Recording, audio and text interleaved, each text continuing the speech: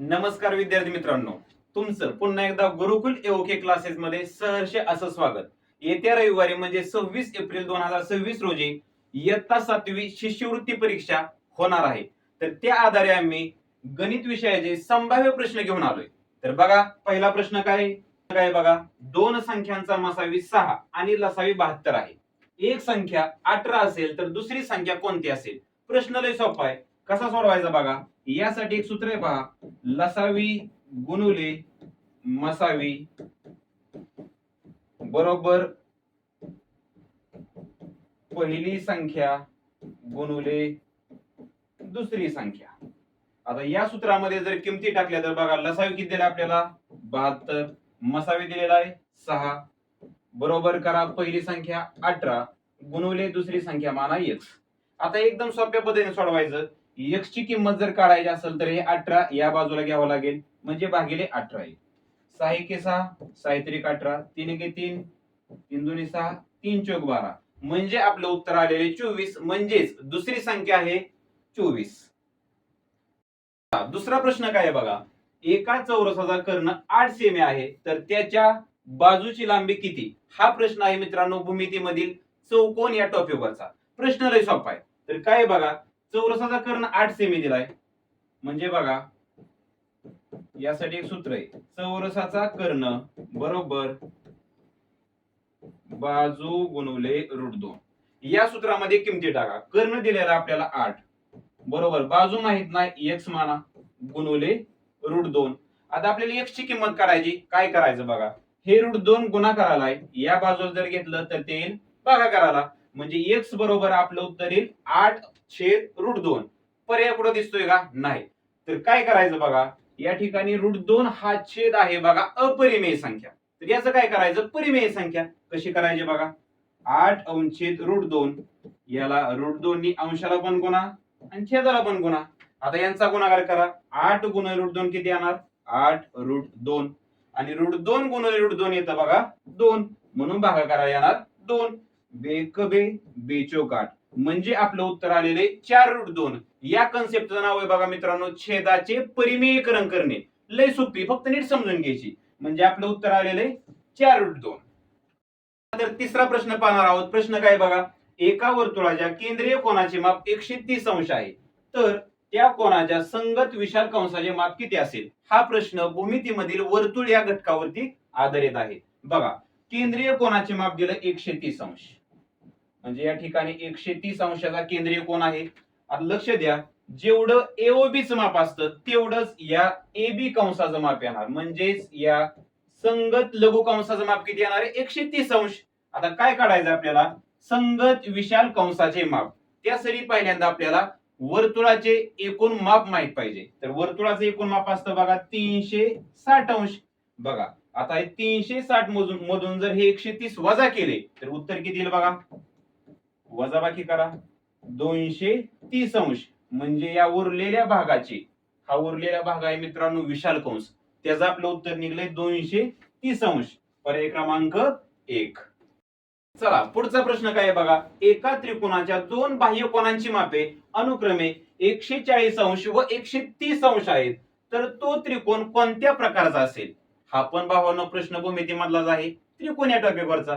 काय दिलंय बघा, एका बाह्य कोनाचं माप दिलं 140 अंश आणि दुसऱ्या बाह्य कोनाचं माप दिलं 130 अंश. तुम्हाला तर माहितच असेल बघा, या ठिकाणी बघा रेषीय जोडीतील कोण तयार होत आहेत, म्हणजे 140 याचं माप असेल तर आतल्याचं माप येणार आहे 40 अंश. या ठिकाणी 130 असेल तर आतील कोणाचं माप येणार आहे 50 अंश. आता त्रिकोणाच्या तीनही कोणांच्या मापांची बेरीज 180 अंश असते, म्हणजे बघा हे 40 आहे, हे 50 आहे, टोटल झाले 90. जर हे 180 मधून 90 जर वजा केले आपण तर उत्तर येणार आहे 90 अंश, म्हणजे उरलेला कोण येईल 90 अंश. तर बघा 40 अंश, 50 अंश आणि 90 अंश, हे तीन माप असणारा त्रिकोण तयार झाला. तर बघा तिन्ही पैकी एक कोण आहे बघा काटकोन. जर तीन कोणांपैकी एक कोण काटकोन आणि उरलेले दोन कोण जर लघुकोन असतील तर डोळं झाकून भावांनो ते असणार आहे बघा काटकोन त्रिकोण.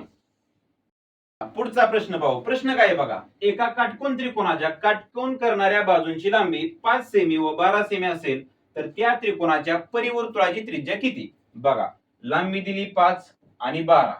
तर तुम्हाला सरळ कर्ण काढता येईल बघा. 5 आणि 12 आणि याचं उत्तर येईल बघा 13. म्हणजे या त्रिकोणाचा कर्ण येईल 13 सेमी. आता पुढे काय सांगितले? परिवर्तुळाची त्रिज्या किती? काटकोन त्रिकोणामध्ये परिवर्तुळाचे परिकेंद्र हे कर्णाच्या मध्यावर असते. मध्यावर म्हणजे काय? एसी हा कर्ण आहे, म्हणजे ओ हा बिंदू या कर्णाच्या मध्यावर असणार. याचा अर्थ काय? याचे दोन समान भाग होणार. म्हणजे जर 13 असेल तर निम होणार. निम म्हणजे किती होणार? 6.5 आणि 6.5. तर बघा 6.5 काय झाली? त्या परिवर्तुळाची त्रिज्या झाली. पर्याय आहे का बघा? पर्याय क्रमांक 1. प्रश्न लय सोपा आहे. चला पुढचा प्रश्न काय आहे बघा. एका ट्रॅक्टरच्या चाकाचा व्यास 1.4 मीटर आहे. या चाकाने 400 फेरे पूर्ण केले तर त्याने कापलेले अंतर किती असेल? हा प्रश्न महत्वमापन मधील परिमितीवर आधारित आहे. प्रश्न काय आहे बघा. ट्रॅक्टरचे चाक म्हणले, तुम्हाला तर माहित असेल बघा, ट्रॅक्टरचे चाक हे वर्तुळाकार असते. जर ट्रॅक्टरच्या चाकाने एक फेरी पूर्ण केली, याचा अर्थ एक परीघ पूर्ण केला. एक परीघ म्हणजे पायडी किंवा 2 पाय आर पूर्ण केली. बघा आता आपल्याला व्यास दिला. व्यास म्हणजे डी.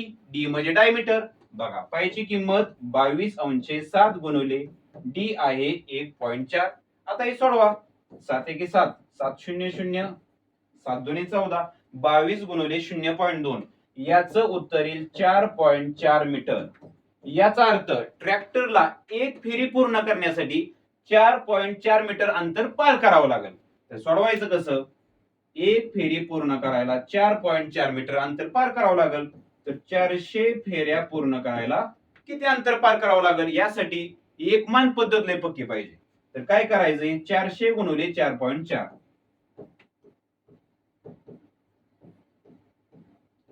याचं उत्तर येते पोरांनो 1760 मीटर.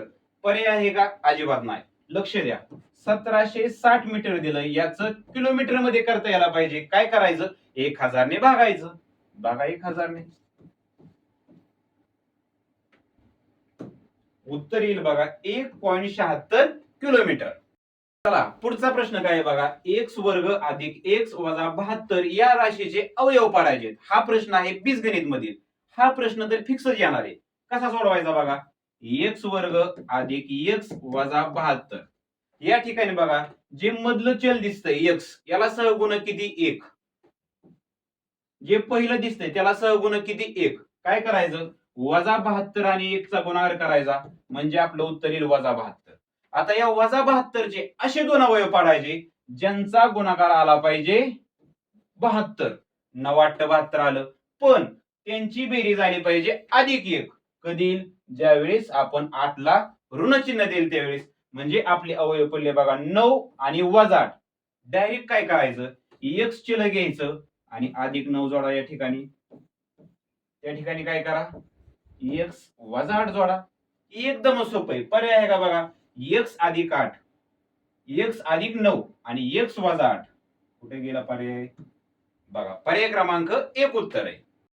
पुढचा प्रश्न काय आहे बघा. एका वस्तूची किंमत 20% ने वाढली, काही दिवसांनी पुन्हा 20% ने कमी झाली तर शेवटची किंमत मूळ किमतीपेक्षा कमी होईल का जास्त आणि कितीने?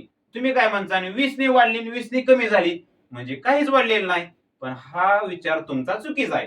कसं सोडवायचं बघा. या ठिकाणी पहिली गोष्ट, तर तुम्ही याची मूळ किंमत मानायची 100. किती मानायची? 100. आता 100 वर 20 वाढवा म्हणजे किती होणार? 120.